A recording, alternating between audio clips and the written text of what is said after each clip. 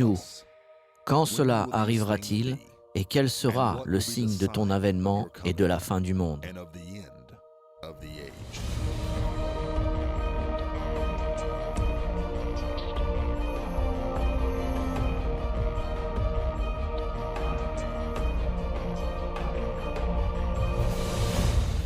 Nous allons vous parler de ce que je pense être la prophétie la plus passionnante dans toute la Bible. Notre sujet est les États-Unis d'Amérique découverts dans la Bible. Croyez-le ou non, nous allons vous donner la preuve absolue qu'il y a 2500 ans en arrière, les États-Unis d'Amérique ont été prophétisés par le Dieu Tout-Puissant. Cela va être passionnant. Il s'agit de la première leçon d'une série appelée « Comprendre la fin des temps ». Je connais beaucoup de personnes qui, dès que vous leur dites « la fin des temps », pensent « la fin du monde ». Quand cela arrivera-t-il? Et vous pouvez voir la crainte venir sur leur visage. Mais nous ne parlons pas de la fin du monde maintenant. Quand nous parlons de la fin des temps, nous parlons de la fin du temps d'un gouvernement humain et le commencement du royaume de Dieu.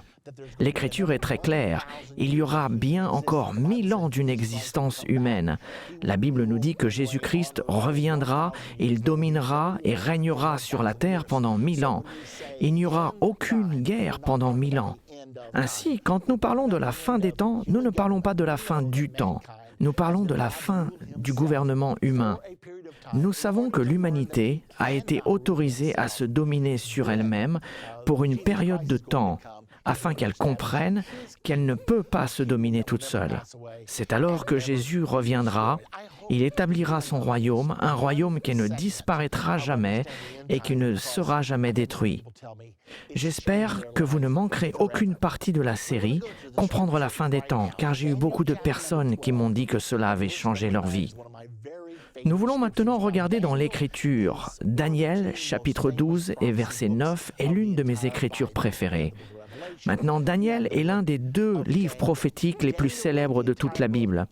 Vous avez le livre de l'Apocalypse et vous avez le livre de Daniel. Daniel a écrit ce livre en entier. Nous le trouvons maintenant dans le dernier chapitre du livre de Daniel, priant pour comprendre ses propres écritures. Mais quand nous arrivons au verset 9 du chapitre 12, Dieu répond à sa prière. Maintenant, vous savez, quelquefois, Dieu ne répond pas à nos prières de la manière que nous voudrions. Il répond aux prières de la manière dont nous en avons besoin. Et parfois, quand Dieu nous dit « non », nous n'apprécions pas. Mais laissez-moi vous dire qu'un « non » est aussi bien qu'un « oui », car si quelque chose n'est pas bon pour moi, je veux que Dieu me dise « non ». Et bien sûr, j'aime toujours quand il me dit « oui ». Donc, Daniel priait pour comprendre ses propres écritures dans Daniel 12 au verset 9.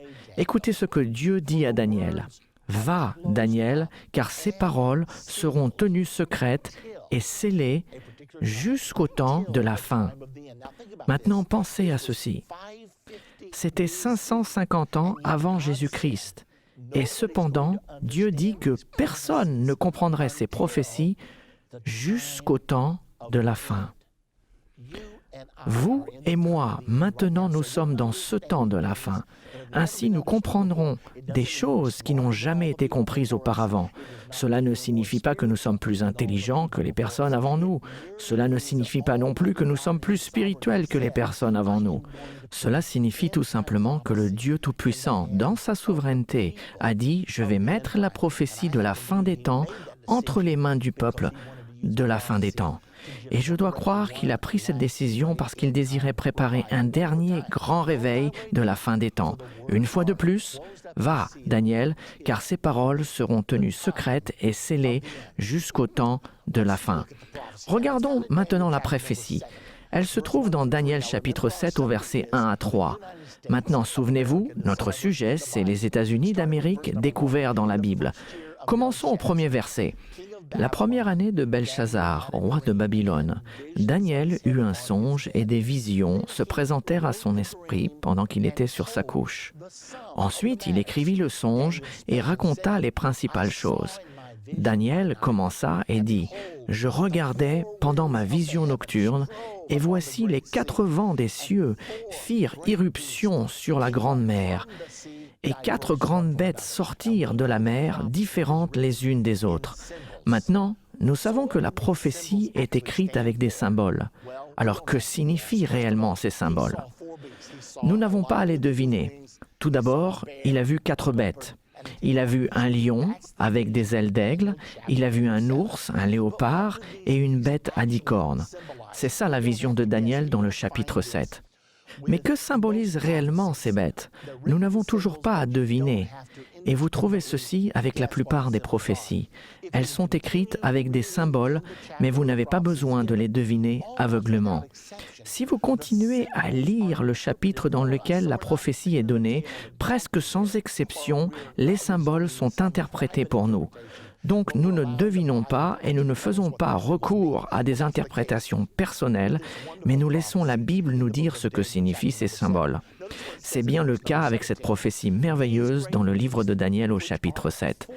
Notez ce qu'il dit au verset 17. Ces 4 grandes bêtes, ce sont 4 rois qui s'élèveront de la terre. Maintenant, c'est facile. Il indique bien que les bêtes symbolisent des rois.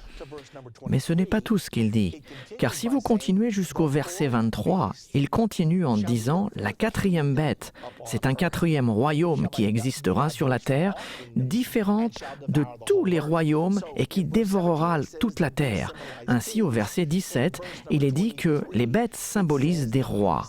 Au verset 23, il est dit que les bêtes symbolisent des royaumes. Donc, qu'est-ce que cela nous indique? Ceci nous permet d'arriver à cette conclusion que chacune de ces bêtes symbolise un royaume ou une nation avec leur chef d'État. Et vous découvrirez que ceci reste conforme au travers de l'Ancien et du Nouveau Testament. Question numéro 2.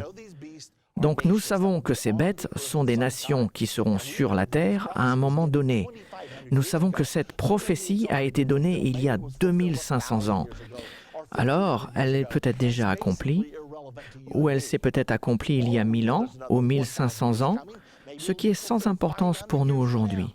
Ou bien, puisque nous savons qu'il y a encore 1000 ans à venir, elle sera peut-être accomplie dans 500 ans. Mais il y a toujours la possibilité que cette prophétie soit donnée pour maintenant et que ces nations dont Dieu nous parle existent peut-être sur terre actuellement. Donc, pouvons-nous dire, d'après l'Écriture, quand est-ce que ces nations existeront? Regardons maintenant au verset 9. Daniel, versets 1 à 8, a décrit ces 4 bêtes. Le lion avec des ailes d'aigle, un ours, un léopard avec 4 têtes et une bête à 10 cornes.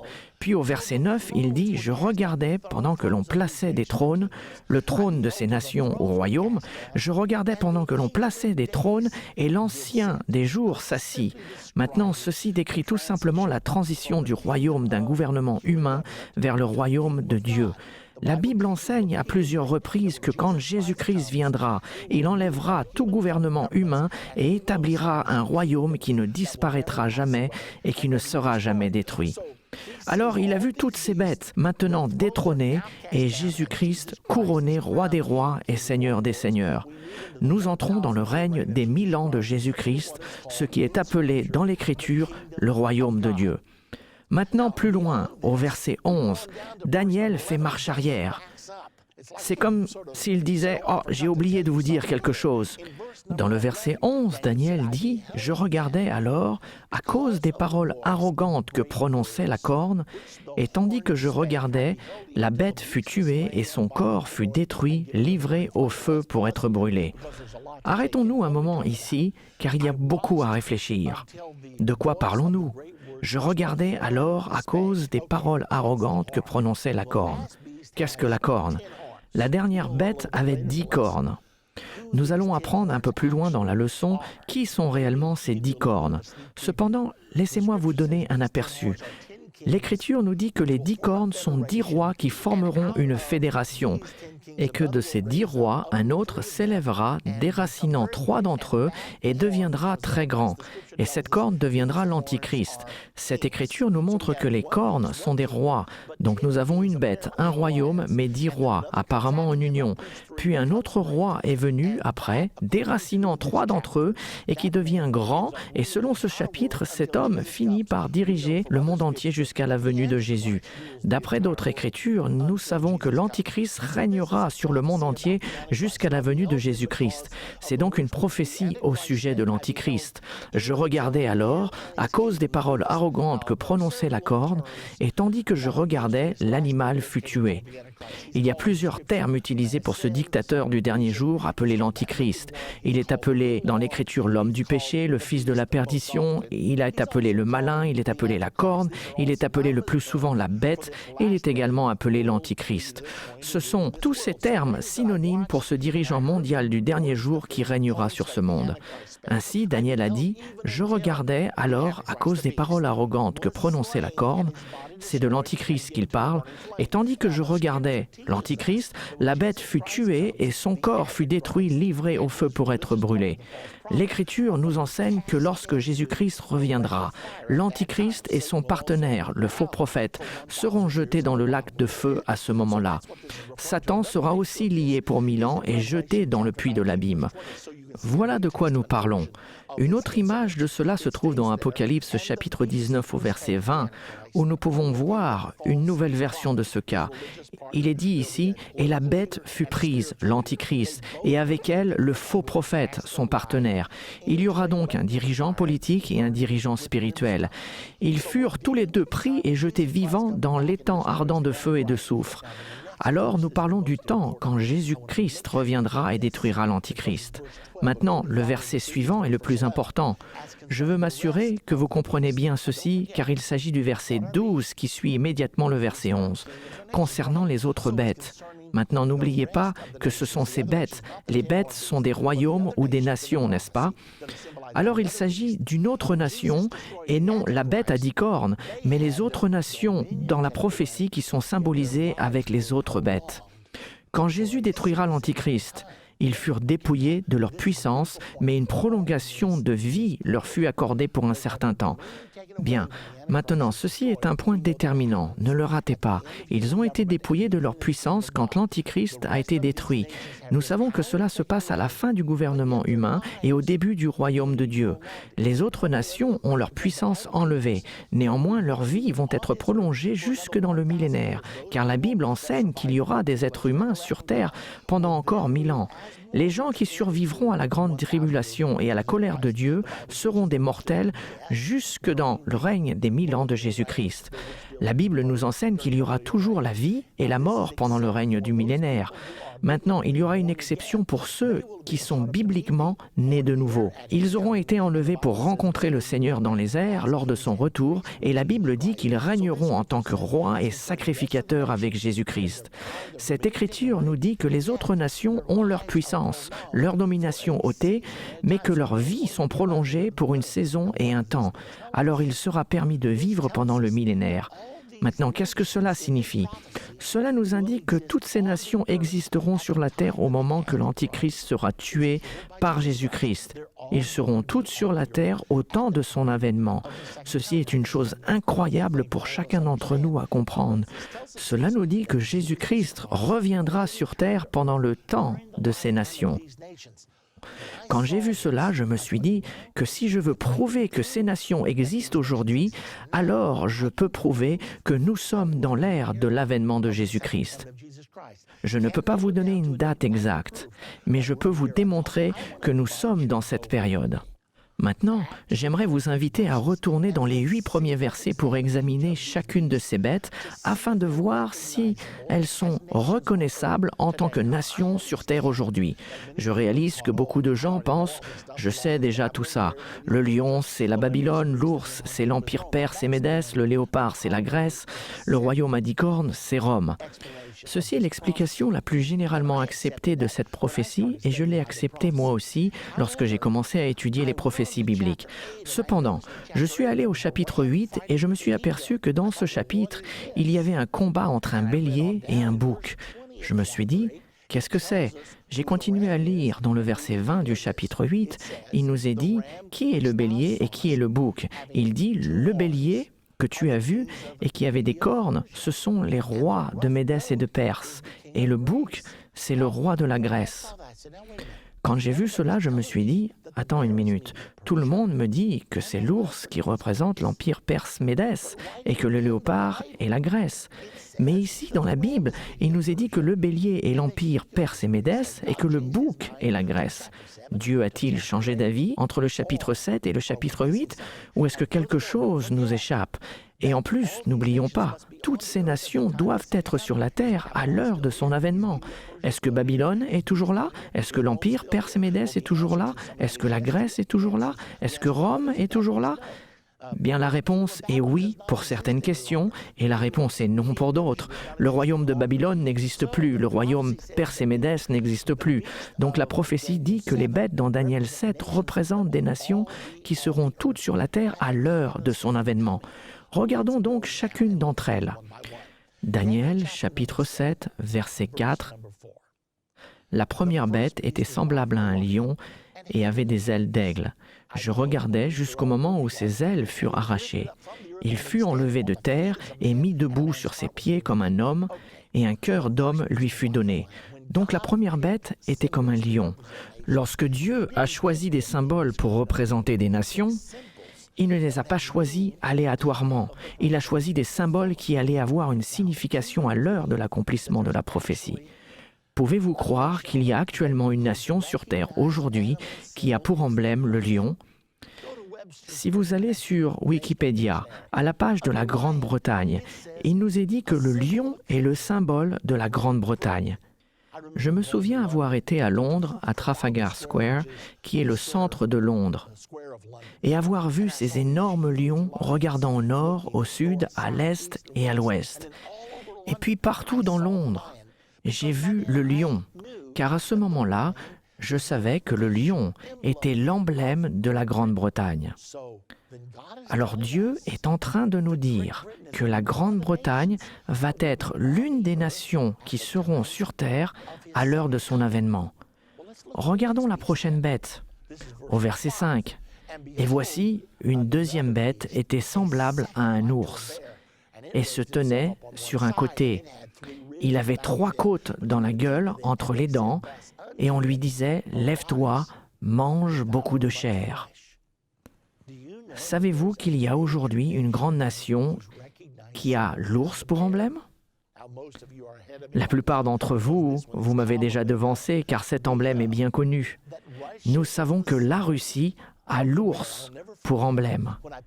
Je n'oublierai jamais quand j'ai vu le magazine Time du 21 mai 1984 et là, en couverture, il y avait un énorme ours avec ses inscriptions « Agitation olympique, pourquoi les soviétiques ont dit « niet ». Ce qui s'est passé, c'est que les États-Unis ont boycotté les JO en 1980, alors que les Soviétiques ont décidé de se venger en boycottant à leur tour les JO de 1984. Le magazine Time voulait annoncer que les Soviétiques allaient boycotter les Olympiques. Alors ils ont imprimé cette couverture pour leur magazine. Pensez à combien ce fait est surnaturel. Pouvez-vous imaginer le rédacteur en chef de Time Magazine appeler ses graphistes et leur dire « J'aimerais que vous me créiez une couverture, car une image vaut bien mieux que 1000 mots, qui représentera le boycottage des Jeux Olympiques par la Russie. » Et je peux imaginer tous les graphistes se précipitant sur leur planche à dessin, car avoir votre dessin sur la couverture, ceci est évidemment avant l'âge de l'ordinateur, avoir votre dessin en couverture de Time Magazine, le magazine le plus distribué dans l'Amérique, est un véritable honneur. Et très rapidement, ils se sont tous mis au travail. Et quelque part dans son bureau, un des graphistes a eu une illumination et se dit « J'ai trouvé !» L'ours russe, je mettrai l'ours mordant et cassant en deux les anneaux olympiques. Et il s'est dit, je sais que j'ai trouvé. Alors un ange a hoché la tête au-dessus de son épaule, t'as tout bon. Puis il s'en est allé. Ils ont donc mis ces symboles de votre Bible, du chapitre 7 de Daniel, en première page de leur magazine le plus distribué, et les athées l'ont regardé et n'ont jamais entendu la voix de Dieu. Mais nous l'entendons aujourd'hui, car Dieu a dit que dans les jours de la Grande-Bretagne, qui est le lion, et les jours de la Russie, qui est l'ours, je reviendrai. Donc l'évidence est là et c'est une chose incroyable. Le magazine L'Économiste, qui est la revue des rois et des présidents. Sur la couverture de L'Économiste, dans l'édition du 6 au 12 février, ce magazine L'Économiste est appelé la revue des rois et des présidents. L'Économiste ont eux aussi, à leur tour, un ours symbolisant la Russie. C'est juste là, si vous le cherchez, vous le trouverez. 50 fois, 100 fois, car Dieu savait, lorsqu'il a donné les prophéties dans Daniel, que ceux d'entre nous qui sommes dans le temps de la fin, nous sommes ceux qui sont supposés les comprendre. Il savait que nous aurions accès à ces informations et que nous le comprendrions bien. Maintenant, comprenez-vous le message? Dans les jours de la Grande-Bretagne et de la Russie, Jésus reviendra et établira son royaume. C'est la raison pour laquelle je vous ai dit que cela allait être passionnant. D'autre part, j'ai pris le journal Le Star d'Indianapolis dans les années 80. Et alors que j'avais étudié les prophéties, là sur la page de l'éditorial, dans un journal laïque, en gros titre, après le lion britannique, l'ours russe, je me suis dit « Waouh, c'est incroyable !» Ici, nous voyons Dieu avec les symboles qu'il a placés dans la Bible 550 ans avant Jésus-Christ sur la page de l'éditorial du Star d'Indianapolis. Et ils n'en ont pas la moindre idée. Mais nous, oui, et c'est trop passionnant. Il reste une autre chose que je dois vous dire. Je dois vous parler un peu plus loin du lion, car il est dit que le lion a des ailes d'aigle. Cela se trouve dans le verset 4. Je regardais jusqu'au moment où ses ailes furent arrachées. Il fut enlevé de terre. Maintenant, il y a une nation importante aujourd'hui qui a pour emblème l'aigle. Vous avez probablement déjà deviné cette nation, car son emblème est à l'arrière de chaque dollar américain. Mais les ailes de l'aigle poussaient sur le lion. Laissez-moi vous demander, d'où viennent les États-Unis d'Amérique? Nous descendons de la Grande-Bretagne, notre pays d'origine. Cependant, cela a été écrit 2300 ans avant que l'Amérique soit née. Mais Dieu connaît la fin dès le début et il veut que nous comprenions que nous vivons actuellement dans la fin des temps. Je ne vous dis pas que la fin des temps arrive, je vous dis que vous y êtes en ce moment. Nous sommes la génération pour laquelle ces prophéties ont été préservées.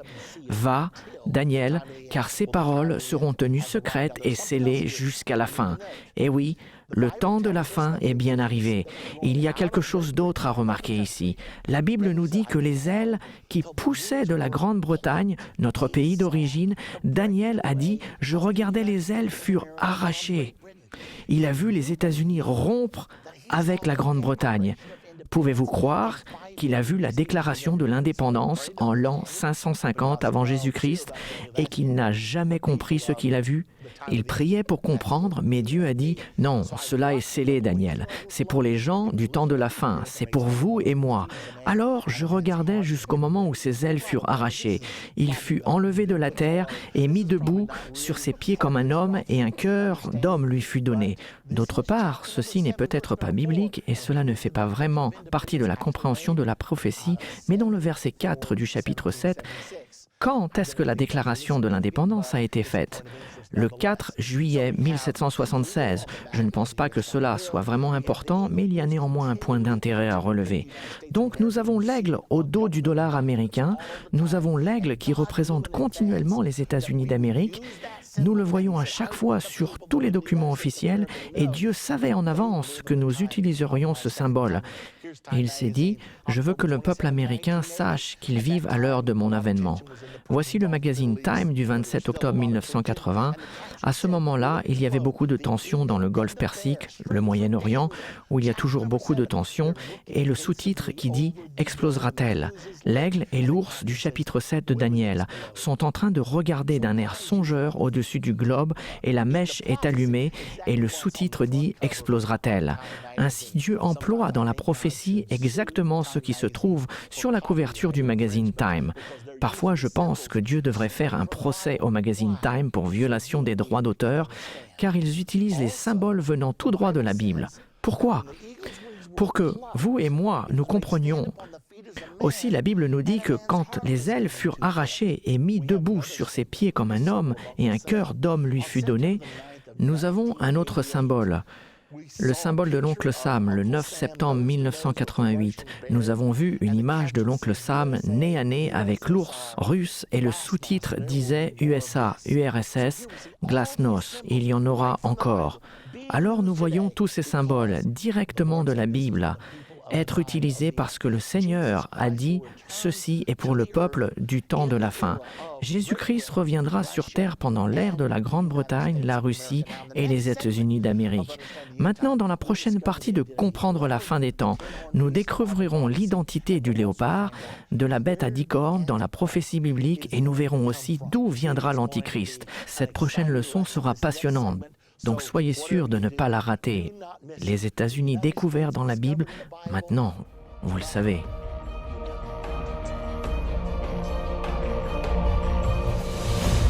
Dans cette deuxième partie de notre série Comprendre la fin des temps, nous allons apprendre davantage au sujet des bêtes dans le livre de Daniel au chapitre 7. Dans la partie précédente, nous avons appris qu'une bête représente toujours un royaume ou une nation avec son chef d'État. Nous avons également appris que les nations dans Daniel 7 seront toutes sur la terre à l'heure de l'avènement de Jésus-Christ. Vous pouvez voir cela dans le contexte de cette prophétie en particulier. Nous avons expliqué dans notre dernière partie que le lion symbolise la Grande-Bretagne et c'est le symbole de la Grande-Bretagne aujourd'hui. L'ours, c'est l'ours russe. Les ailes d'aigle sur le lion, c'est les États-Unis d'Amérique. C'est sur le dos du dollar américain. Nous avons donc appris ces choses incroyables que le Dieu Tout-Puissant a employé des symboles qui nous sont reconnaissables aujourd'hui afin de pouvoir nous parler des nations qui seront sur la terre à l'heure de son avènement. Dans cette partie, nous passons à la prochaine bête, le léopard. Nous le trouvons dans le verset 6 du chapitre 7 de Daniel. Écoutez cela. « Après cela, je regardais, et voici, un autre était semblable à un léopard, et avait sur le dos 4 ailes comme un oiseau. Cette bête avait 4 têtes, et la domination lui fut donnée. » De quoi parlons-nous ici? C'est sur ce point que j'ai dû faire une recherche plus approfondie. J'avais compris le lion, l'ours et les ailes d'aigle. Mais quand je l'ai vu, je me suis dit, ceci est si simple. Pourquoi ne l'ai-je pas vu auparavant? Mais quand je suis arrivé au léopard, je n'étais pas certain de la façon de l'interpréter. Alors j'ai prié. J'ai demandé à Dieu de m'aider et j'avais l'impression que le léopard était peut-être l'Allemagne, mais je ne pouvais rien prouver. J'ai demandé au Seigneur de me le montrer et j'ai eu une incroyable expérience. Avant que je vous l'explique, laissez-moi vous dire que ceci ne m'était jamais arrivé auparavant et ne m'est jamais arrivé depuis. C'était une expérience unique. J'étais dans une réunion à Melville, en Louisiane, vers les années 60, et je me suis réveillé un lundi matin. C'était mon jour de repos. Une voix m'a parlé, pas à haute voix, mais dans mon esprit. Une impression très forte qui me disait « J'ai quelque chose à te montrer, va acheter un journal ». J'ai pensé que ceci était vraiment bizarre, mais l'impression était tellement forte que je me suis rapidement levé de mon lit et je me suis préparé. Je suis sorti et j'ai demandé à la dame qui nettoyait l'église « Où puis-je acheter un journal ?» Finalement, Melville est une si petite ville qu'elle n'en avait aucune idée. Elle a dit peut-être là-bas dans ce café, c'est le seul endroit auquel je puisse penser. Alors, j'ai sauté dans ma voiture et je suis allé au café. Et j'étais tellement sûr que Dieu m'avait parlé que je suis entré et là, il y avait un kiosque à journaux. J'ai sorti mon argent, j'ai acheté un journal. Bien que je ne sois pas là pour manger, je suis resté devant le kiosque et j'ai regardé le titre et j'ai été stupéfié par ce que j'ai vu. Il était dit « L'Allemagne vend des chars Léopard aux Pays-Bas ». Et comme je savais que nous avions un avion appelé l'Aigle combattant d'après notre emblème, je me suis dit « Ah, voilà la clé ». J'ai donc continué à étudier au sujet du léopard et peu de temps après, j'ai trouvé un article. Cet article était dans la Tribune allemande. C'était le 20 février 1975. Un grand avenir pour le léopard. Et l'article entièrement consacré au sujet de ce char Léopard. J'ai appris que le char Léopard est le char le plus vendu au monde. Il est le cœur même de l'OTAN et il est si supérieur que les États-Unis ont même fait fabriquer leurs chars pour que leurs pièces soient interchangeables avec les pièces des chars Léopard. Ainsi, j'ai compris que Dieu me disait que l'Allemagne était le Léopard. Mais j'ai dû me demander, Est-ce que cela a du sens? Car la prophétie indique aussi que la domination a été donnée aux léopards.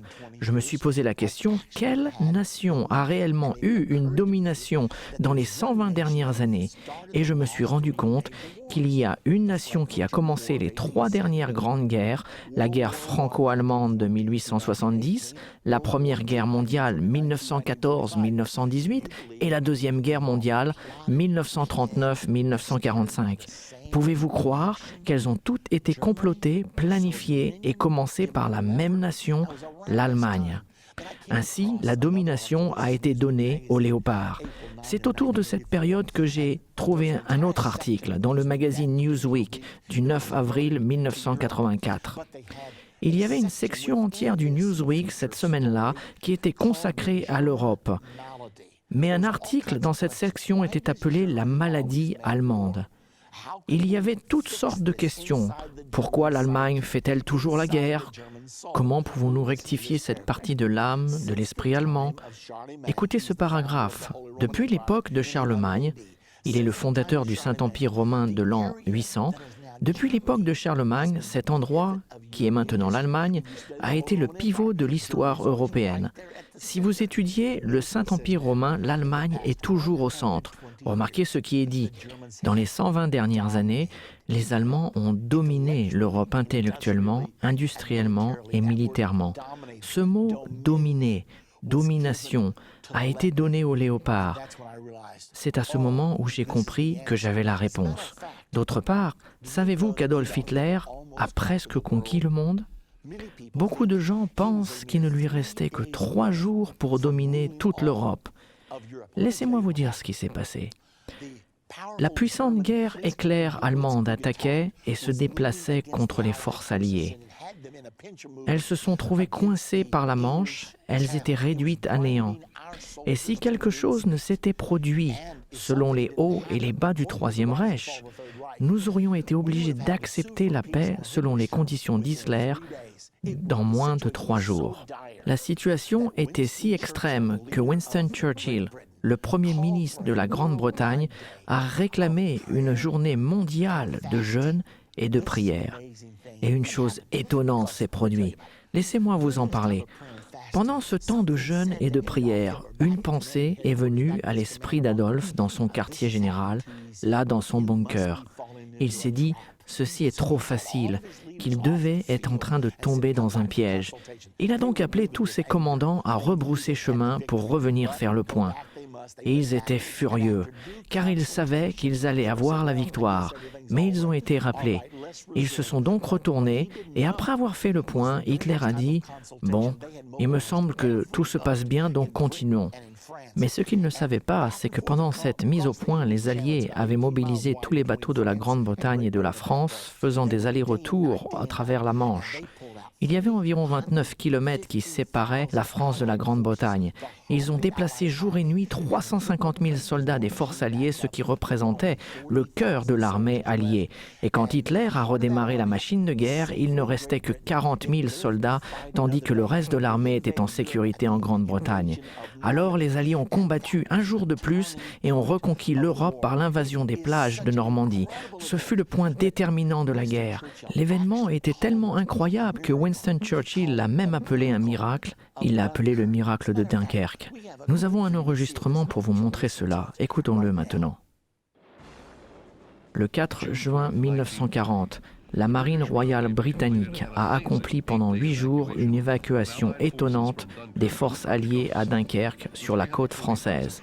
Les 340 000 soldats évacués avaient été repoussés par l'armée allemande qui se déplaçait au travers de la Belgique et de la France.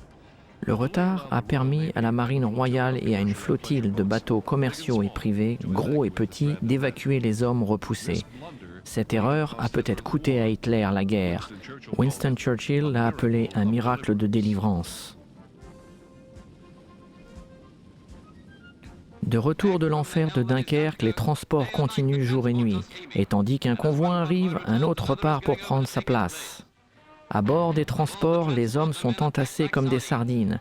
Mais peu importe, plus ils sont serrés, plus ils se tiennent debout. Eh bien voilà, le miracle de Dunkerque.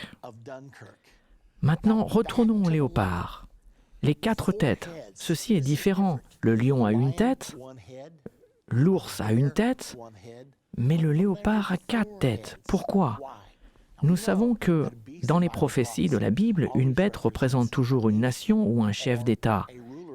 Mais une bête à plusieurs têtes représente le nombre de fois qu'une nation s'élèvera et tombera. Comment est-ce que je sais cela?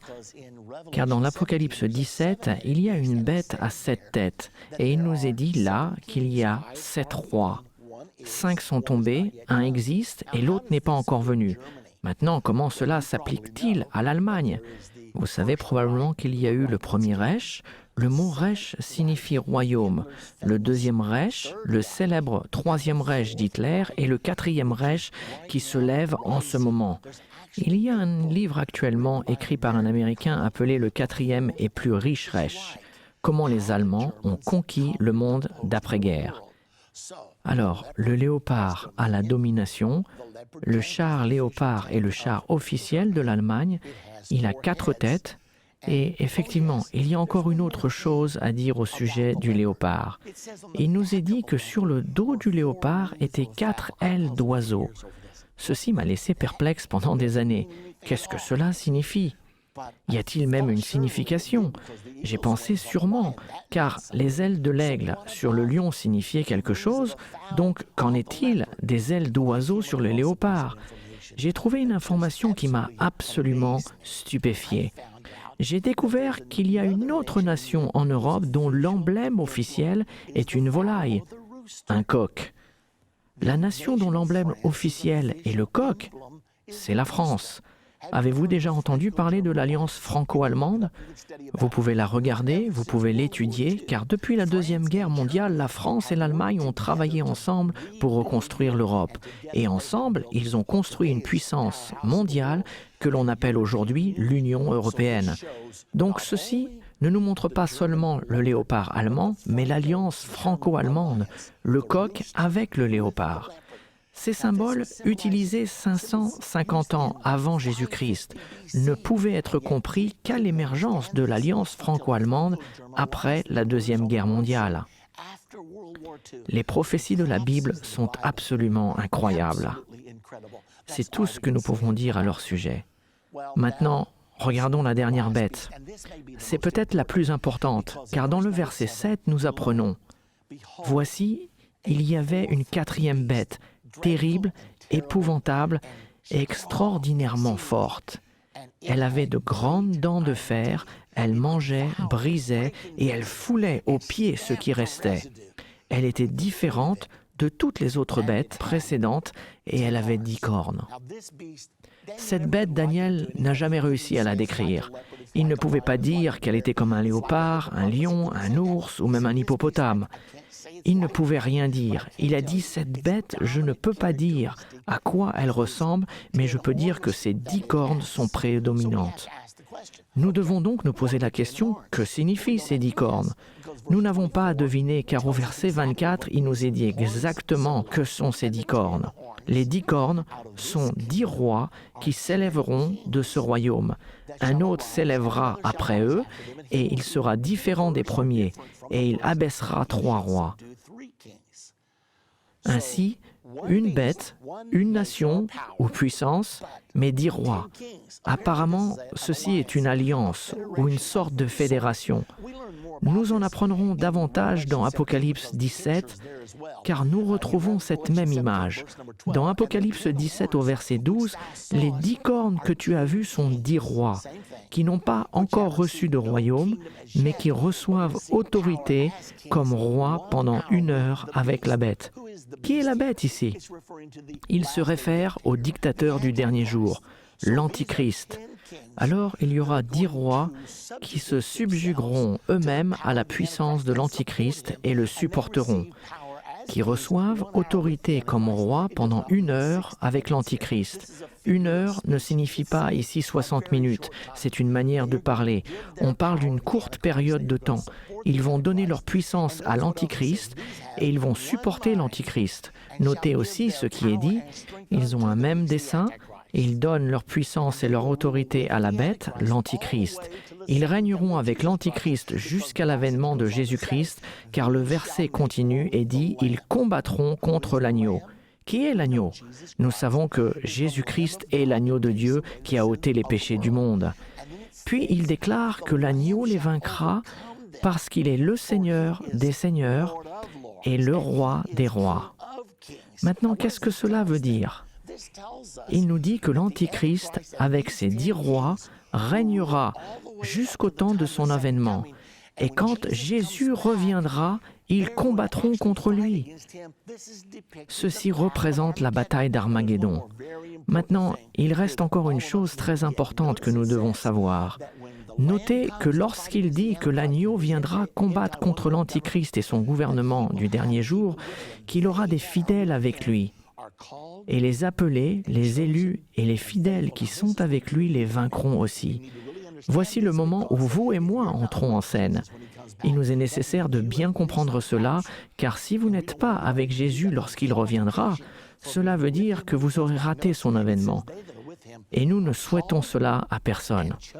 Maintenant, la condition pour être avec lui quand il revient, remarquez qu'il est dit que ceux qui sont avec lui sont les appelés, les élus et les fidèles. Réellement, tout le monde est appelé. La Bible nous dit que tout dépend du temps et des circonstances. Mais l'Écriture dit aussi « tous sont appelés, mais il y a peu d'élus ». Quelle différence y a-t-il entre être appelé par Dieu et être choisi? Nous avons un exemple dans la Bible. Jésus a souvent appelé des gens et lui ont répondu « Je le ferai bien, mais je ne peux pas maintenant. Je viens juste de me marier. J'ai acheté une société. Mon père est décédé et je dois l'enterrer. » Jésus a toujours dit « Laissez les morts ensevelir les morts et vous suivez-moi ». Nous sommes donc appelés et nous devons prendre la décision de suivre Jésus et le faire Seigneur de nos vies. Voici la deuxième condition. Mais il y en a encore une. Certains sont appelés et choisis, mais ils ne sont pas fidèles. La Bible nous dit « Sois fidèle jusqu'à la mort et je te donnerai la couronne de vie ». Donc, une fois que vous suivez Jésus-Christ, la Bible nous dit que lorsqu'une personne met sa main à la charrue et se retourne, il n'est pas digne du royaume. Donc, lorsque Jésus reviendra, ceux qui seront avec lui seront les appelés, les élus et les fidèles. Je veux certainement faire partie de ce nombre-là et je suis sûr que vous aussi. Maintenant, il y a une autre chose au sujet des 10 cornes qui nous aidera à comprendre qui elles sont. Dans Daniel, au chapitre 2, verset 44, on fait référence aux 10 derniers rois, mais ils sont symbolisés d'une manière totalement différente. Il est dit au verset 44, « Ceci est à la fin du songe prophétique de Daniel, sa tête d'or, ses bras et sa poitrine d'argent, son ventre et ses cuisses d'airain, ses jambes de fer et ses pieds en partie de fer et en partie d'argile. » Maintenant, ces pieds de fer et d'argile mélangés représentent le Saint-Empire romain. Les jambes de fer sont l'Empire romain, mais les pieds de fer et d'argile décrivent le Saint-Empire romain qui est né en l'an 800. Notez que les 10 orteils de ce royaume sont aussi constitués de fer et d'argile mélangés. Et la Bible nous dit, dans le verset 44 de Daniel 7, « Dans le temps de ces rois, quels rois? Les 10 rois sont symbolisés par les 10 orteils. Ce sont les 10 mêmes rois que les 10 rois qui feront la guerre contre Jésus-Christ quand il reviendra. Car il est dit ici, « Dans le temps de ces rois, le Dieu des cieux suscitera un royaume. » C'est exactement la même prophétie. Dans le jour de ces rois, le royaume ne passera point sous la domination d'un autre peuple, il brisera et détruira tous ces royaumes et lui-même subsistera éternellement. Au travers de ces versets, nous savons que le royaume à 10 cornes sera la renaissance du Saint-Empire romain de l'Europe. C'est de là que le Saint-Empire romain a toujours été. Nous allons aussi découvrir quelque chose de très intéressant. Souvenez-vous que les pieds et les orteils de fer et d'argile mélangés symbolisent le Saint-Empire romain et ils représentent les mêmes choses que les 10 cornes de la bête de Daniel au chapitre 7. Cela nous montre quelque chose de très important. Ceci nous parle du Saint-Empire romain. Il faut que vous sachiez que le Saint-Empire romain est en train de renaître actuellement. Vous pouvez voir ici la carte de l'Europe car le Saint-Empire romain a toujours régné dans la région de l'Europe. L'Allemagne y est presque toujours au centre, la France est généralement impliquée, l'Italie y est toujours. La plupart du temps dans le Saint-Empire romain, il y a eu un dirigeant politique venant de l'Europe et un dirigeant spirituel venant chaque fois de l'Italie, plus particulièrement du Vatican. Et ils ont assemblé leur puissance pour établir le Saint-Empire romain. Maintenant, beaucoup de gens pensent que le Saint-Empire romain a cessé d'exister en 1806. Effectivement, cela est vrai, temporairement. Mais la Bible prophétise qu'il existera au temps de l'avènement et que les 10 orteils de fer et d'argile, les 10 cornes, vont être la base de la puissance de l'Antichrist. Eh bien, le Saint-Empire romain est en train de renaître dans notre monde actuellement, avec le marché commun en 1957 et l'Union européenne en 1993. L'Europe a maintenant uni 27 nations ensemble. Ils forment un peuple de 500 millions de personnes et ils sont totalement unis économiquement. Ils ont maintenant une monnaie commune, l'euro, et ils ont aussi un président européen. Vous participez donc à la renaissance du Saint-Empire romain, car bientôt, de cette naissance, émergera l'Antichrist et le faux prophète. Retournons au verset 24. Une autre chose que je veux vous faire remarquer au sujet du royaume à 10 cornes, les 10 cornes, ce sont 10 rois qui s'élèveront de ce royaume. Remarquez ce qu'il est dit. Un autre s'élèvera après eux. Après les 10, un autre viendra. Il sera différent des premiers et il abaissera 3 rois. Dans sa vision, Daniel a vu la corne s'élever et déraciner 3 rois. Ce sera un signe particulier qui décrira l'identité de l'Antichrist. Il s'élèvera, il déracinera 3 rois et il deviendra très grand. Lui et lui seul deviendra l'Antichrist. Maintenant, remarquez dans le verset 21 de Daniel 7. « Je vis cette corne faire la guerre aux saints et l'emporter sur eux. » Vous voyez ici la grande tribulation. C'est le commencement de la grande tribulation qui débute 3 ans et demi avant Armageddon et continue jusqu'à l'avènement de Jésus-Christ. Il a dit, il emportait sur eux jusqu'au moment où l'Ancien des jours vint donner droit aux saints du Très-Haut. Et le temps arriva où les saints furent en possession du royaume. Nous savons donc que tout cela se passera juste avant l'avènement de Jésus-Christ. L'Antichrist régnera pendant la grande tribulation, cette période de 3 ans et demi, et pendant ce temps, jusqu'au moment où Jésus-Christ, l'Ancien des jours, viendra.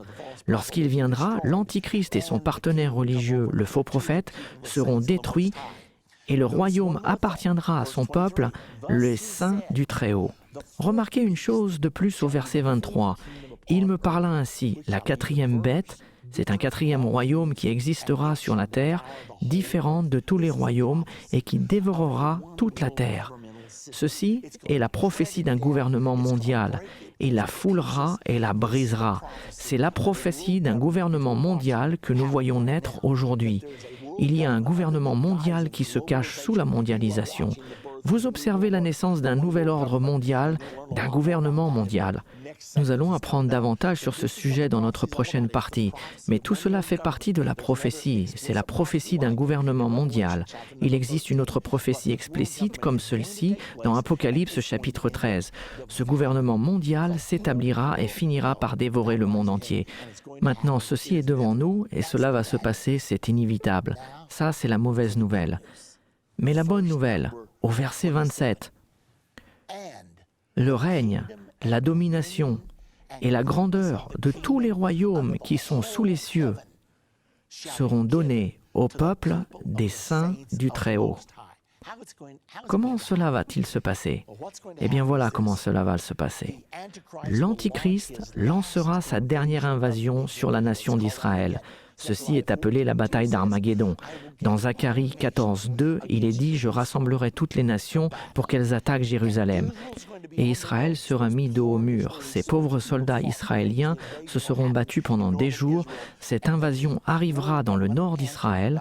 C'est alors que l'armée mondiale du gouvernement de l'Antichrist combattra la nation d'Israël vers le sud, alors qu'Israël reculera. Cette coalition entre l'Iran et la Russie conduira les forces du gouvernement mondial contre Israël. Cela va donner l'impression qu'Israël va être effacé de la carte, comme beaucoup de gens l'ont souhaité récemment. Et juste au moment où les soldats juifs vont être épuisés, pensant ne plus pouvoir continuer, je suis sûr que cela se passera de cette manière. Ils vont regarder leurs munitions en disant « Mais si ».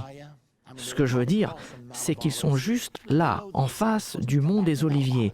Ils savent que le Messie est supposé revenir à cet endroit. Et je peux les voir regarder vers cette montagne, disant « Mais si, nous sommes sur le point de perdre. Et si jamais tu reviens, il faut que tu le fasses maintenant. Lorsque la défaite semblera imminente, la Bible dit, le Seigneur lui-même descendra du ciel à un signal donné, à la voix d'un archange et au son de la trompette de Dieu. Cela va être absolument merveilleux. Jésus-Christ va revenir et c'est là où l'Antichrist sera abaissé et Jésus-Christ couronné roi des rois et seigneur des seigneurs. Et nous allons régner pour toujours avec lui. Maintenant, dans notre prochaine partie de Comprendre la fin des temps, nous allons parler de la venue du gouvernement mondial.